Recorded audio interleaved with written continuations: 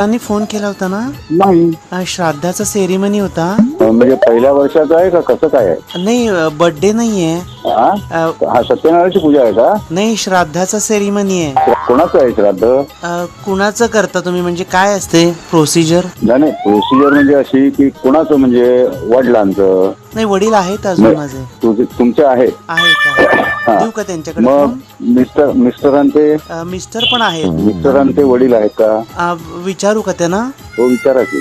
तुम्ही येऊ शकता ना म्हणजे श्राद्धाच्या सेरिमनीला? आणि त्याला सेरिमनी नाही म्हणत, मग कारण श्राद्ध हा दुःखाचा हा आहे. हा. त्याला सेरिमनी कशी म्हणणार? हा, मग कोणाजवळ तुमचे वडील आहेत ना तिथे? देऊ का त्यांच्याकडं? हो, द्या की. एकच मिनिट. हा. बाबा बाबा.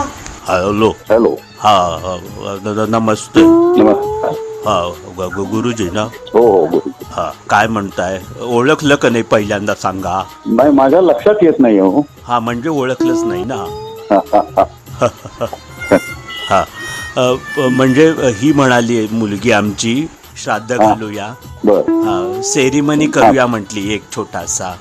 हे बघा, श्राद्धाचा सेरिमनी नाही होत. मग इव्हेंट का?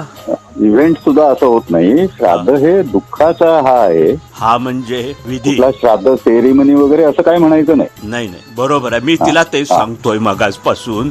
पण त्याला जो शब्द प्रयोग केला पाहिजे तोच केला पाहिजे. हो, तेच म्हणतोय मी तिला. सवय कुठं आहे या श्राद्ध बिद्ध घालून. आणि काय वाढदिवस असेल तर ती वाढदिवस सेरिमनी होते. तेच म्हंटल मी. श्राद्धाला इंग्लिश मध्ये काय विचारलं तिनं? मी म्हंटल अॅनिव्हर्सरी. बरोबर आहे ना? नाही, अॅनिव्हर्सरी सुद्धा नाही, ती लग्नाची होते.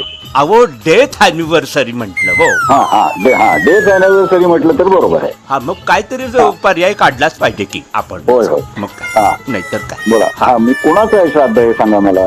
कुणाचं करावं? कुणाचं करावं म्हणजे त्यांचे तुमचे जावई आहेत ना? आहे, इथं नसतात ते. नाही, कुठे असतात? टॉयलेट मध्ये आहेत. नाही, आत्ता टॉयलेट मध्ये आहेत. होय. बर, मग त्यांचे वडील आहेत का? अहो, सगळ्यांचे वडील कसे असतील आमच्या घरी? नाही, तुमच्या घरी असं नव्हे. मग तुमच्या घरी कुणाचं श्राद्ध करायचंय? तुमच्या वडिलांचं करायचंय का? नाही, आमचे वडील आहेत की अजून. तुमचेही वडील आहेत अजून? मग त्यांना कशाला तुम्ही घालवताय? काय काय? नाही, अहो, घालवत नाहीये. मला हे सांगा की श्राद्ध कोणाचं करायचंय? तोच प्रश्न पडला ना सकाळपासून. तोच प्रश्न पडला म्हणजे गेलेल्या व्यक्तीचं श्राद्ध करतात. असं ठरलंय का? हो. मग कन्फ्युजन आहे मुलांचं.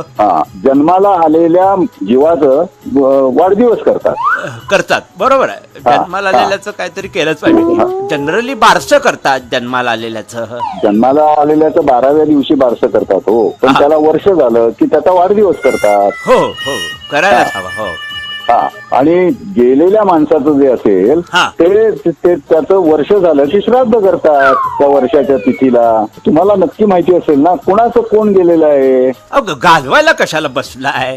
अहो, घालवत नाही मी. मला तेच सांगा तुम्ही की कोण गेलं आहे त्याचं श्राद्ध करायचं. हो, आता ही मुलं म्हणतात तुम्ही असतानाच करा, म्हणजे राहायला नको मागं काय. मी म्हंटल माझ्या समोर काय ते होऊन जाऊ दे. नाही, तसं नाही करता येत. अहो, तुम्ही नाही का करत? फी देतो ना आम्ही. अहो, ही मुलं नंतर करतील का नाही कोण बघणार? नाही, मग त्याला काय हे नाही. ऍडव्हान्स मध्ये करून ठेवावं ना, एकदा करून टाका विधी. नाही, विधी तसा करता येत नाही. सगळं डोळ्यात देखत झालेलं बरं आजपर्यंत. नाही का? हे नाही, बरोबर नाही. नको राहू दे. हो, बर. जिवंत असताना करता येत नाही. आता तेच म्हंटल मी या मुलांना. पण म्हणतात आता पैसे आले फंडाचे तर करून टाका खर्च. आता पुन्हा फोन उचल.